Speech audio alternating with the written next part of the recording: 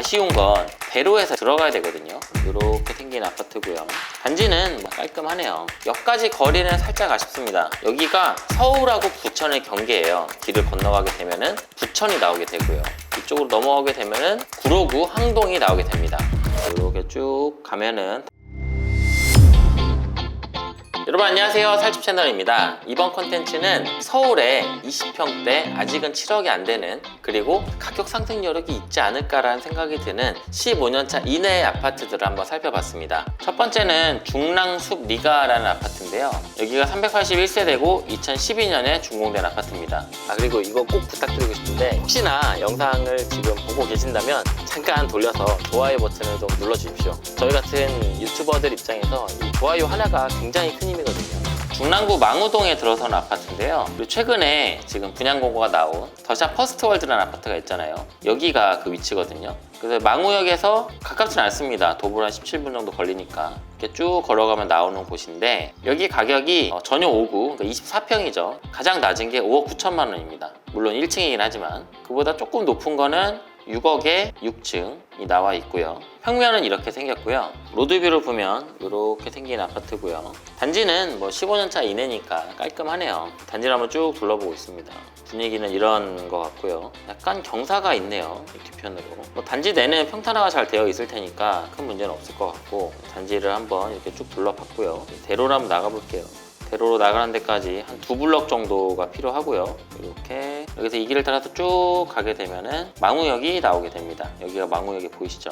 보시면 여기 단지에서 이렇게 조금 올라가게 되면은 초등학교도 나오고요. 전체 동이 여기 동원초등학교로 개정이 되네요. 바로 옆에 동원중학교도 있고, 학교는 되게 괜찮은 것 같아요. 여기가 단지인데, 단지에서 이렇게 조금만 가게 되면은 중랑 캠핑 숲입니다. 대기가 워낙 많아서 예약조차 힘들다는 그런 곳이고요. 이 단지의 환경 자체는 좋은 것 같은데, 아쉬운 건 대로에서 이렇게 조금 들어가야 되거든요.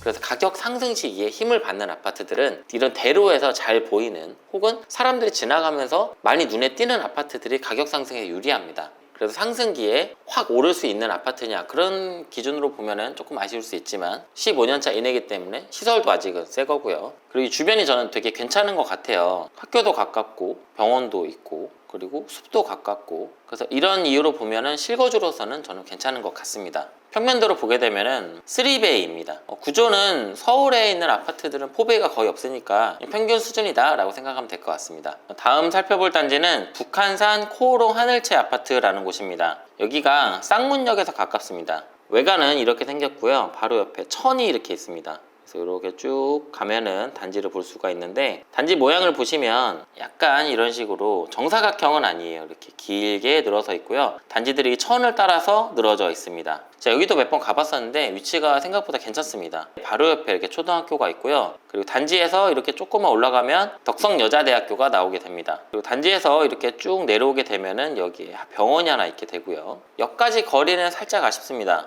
여기가 단지고요. 이렇게 가는 길이 아마 있을 것 같기는 한데, 이런 길들이 좁아요. 그래서 만약에 대로로 간다고 하면은 4호선 쌍문역까지 가는데 20분 정도는 걸립니다. 최근 가격을 좀 살펴보면 23평을 기준으로 했을 때 22년에 6억 5천까지 올라갔다가 최근에는 6억 초반에 거래가 되고 있습니다. 이렇게 세대수가 작은 단지들의 특징이 거래량이 많지는 않습니다. 그래서 여기도 보시면 24년 4월이 마지막 거래입니다. 이게 6억 2,500이었고요. 30평대도 한번 볼까요? 30평대는 그래도 세대수가 좀 되다 보니까 거래량이 좀 있네요.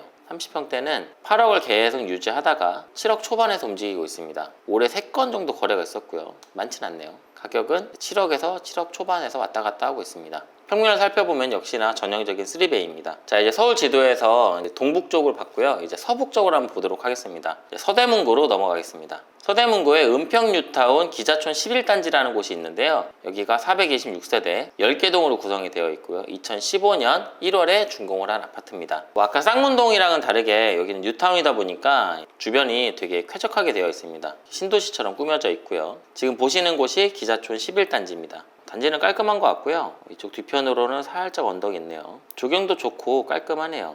학교는 어떤지 한번 볼까요? 여기가 단지고요. 여기에서 신도초등학교로 배정이 되는데요. 길을 좀 건너야 되기는 하지만 그래도 걸어서는 굉장히 가까운 곳에 있습니다. 최근 3년 이내 가격 동향을 보게 되면 8억까지 올라갔다가 뚝 떨어져서 최근에는 6억 후반에서 거래가 되고 있습니다. 올해 한 5건 정도의 거래가 있었네요. 24평을 기준으로 했을 때 24평 세대수는 81세대고요. 메인은 34평이네요. 가격 동향은 이렇게 되고요. 매물이 나온 걸 살펴보면 가장 낮은 게 6억 5천에 나와 있습니다. 시세 이하라고 되어 있는데 1층 아파트네요. 평면은 역시나 3베이입니다. 자, 이제 강남쪽으로 한번 내려가 보겠습니다. 자, 여기서 이렇게 쭉 내려가게 되면 목동이 나오게 되고요. 목동역 옆에 신정역이 있고 이렇게 조금 더 가게 되면은 신정 이펜하우스라는 단지들이 있는데요. 여기가 1단지, 여기가 2단지, 3단지, 4단지 모여 있습니다. 이펜하우스는 한진중공업의 시공 브랜드입니다. 우선 여기 1단지에 6억 6천만 원짜리가 하나 나와 있고요. 여기는 466세대 총 12개 동이고요. 여기 주변을 한번 살펴보니까 이쪽으로 가게 되면 까치울 터널이 나오게 되고요.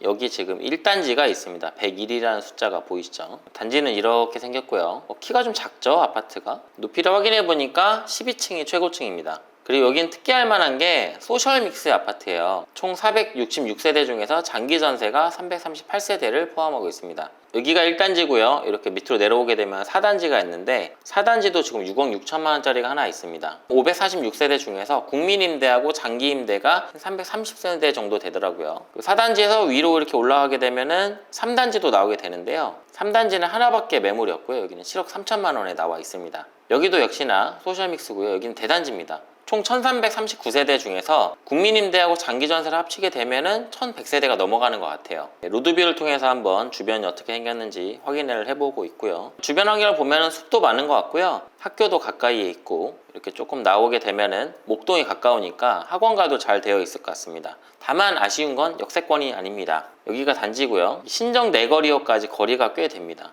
도보로는 갈 수 없는 거리죠. 36분이 나오기 때문에. 다른 역들도 마찬가지고요. 이쪽은 까치울 터널이 있기 때문에 여기를 가지 않는 한 까치울역까지도 걸어서 가기는 좀 힘들 것 같고 버스나 이런 것들을 활용하셔야 될 것 같아요. 1단지 가격 동향을 한번 살펴볼게요. 거래량 자체가 많지가 않죠. 3개가 있는데 세 번째 거는 2021년입니다. 가격도 뭐 크게 변동이 없습니다. 6억 후반이었다가 5억 후반으로 떨어졌다가 6억 후반으로 다시 올라가는 다른 단지도 볼까요? 4단지 같은 경우에는 546세대고요. 작년 11월 이후로는 거래가 없습니다. 마지막 거래는 5억 후반이었고요. 3단지 같은 경우에는 그래도 세대수가 1339세대인데 4년 만에 거래가 있었고요. 7억 1천만 원에 거래가 되었네요. 자, 방금 살펴본 이곳에서 조금 내려가게 되면은 이쪽에 온수동이 나오게 되는데요. 여기 온수 힐스테이트라는 아파트가 있습니다. 여기는 총 999세대고요. 18개 동으로 되어 있고 2010년에 지어진 아파트입니다. 여기는 그래도 매물이 좀 있는 편인데 편차가 좀 큽니다. 가장 낮은 게 6억 5천만 원이고요. 이렇게 쭉 내려가게 되면은 7억 6천만 원짜리도 있습니다.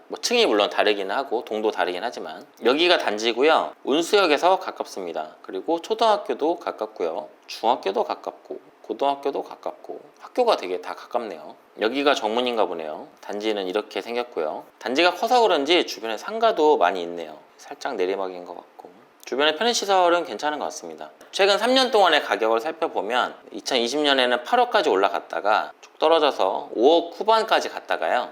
다시 7억까지 갔다가 여기서 왔다 갔다 하고 있는 것 같습니다. 최근에는 올해 7월에 거래가 꽤 있었는데 6억 중후반에서 왔다 갔다 했습니다. 확실히 대단지다 보니까 거래량이 꽤 되네요. 다음에 살펴볼 아파트는 하버라인이라는 곳인데요. 여기가 방금 살펴본 곳이고요. 온수역을 지나서 밑으로 내려가게 되면 하버라인이라는 단지들이 나오게 됩니다. 서울하고 부천의 경계예요. 여기서 이쪽으로 길을 건너가게 되면은 부천이 나오게 되고요. 이쪽으로 넘어가게 되면은 구로구 항동이 나오게 됩니다. 2단지, 4단지, 3단지에 전용 5구 6억대 매물들이 있더라고요. 이 단지는 총 세대 646세대 중에서 기타 임대가 252세대가 있습니다. 최고 18층으로 지어진 아파트고요. 쭉 가보면 상가도 있고 단지가 크다 보니까 주변에 상권도 굉장히 크게 되어 있네요. 초등학교는 여기 항동초등학교로 배정이 되는데요. 3단지가 학교에서 제일 가깝고요. 2단지는 조금 걸어가야 됩니다. 4단지는 먼동을 기준으로 하면 도보 10분 정도 걸리게 됩니다. 가격 동향을 살펴보게 되면 2단지를 기준으로 했을 때요. 여기가 6년 차거든요. 최근 3년을 봤을 때 최고 7억 5천까지 갔다가요. 이렇게 쭉 해서 가격은 6억 중후반에서 왔다 갔다 하고 있고요. 4단지 같은 경우는 세대수가 좀 적죠. 297세대고요. 27평 단독으로 구성이 되어 있고 여기도 세대수에 비해서는 거래량이 꽤 되는 것 같고요. 거래는 6억 정도에서 왔다 갔다 하는 것 같습니다. 3단지도 살펴볼게요. 3단지는 1170세대고요. 6년 차고요. 역시나 가격은 8억까지 올라갔었는데 이후로 쭉 떨어져서 6억 중후반에서 안착을 하는 모습입니다. 거래량도 꽤 되죠. 지금 매물을 한번 살펴보면 2단지가 가장 낮은 게 6억 5천만 원이고요. 1층입니다. 그리고 매물이 꽤 있네요. 제일 높은 거는 9억까지도 있습니다. 뭐 가격은 집주인 맘이니까요. 4단지도 한번 살펴볼게요.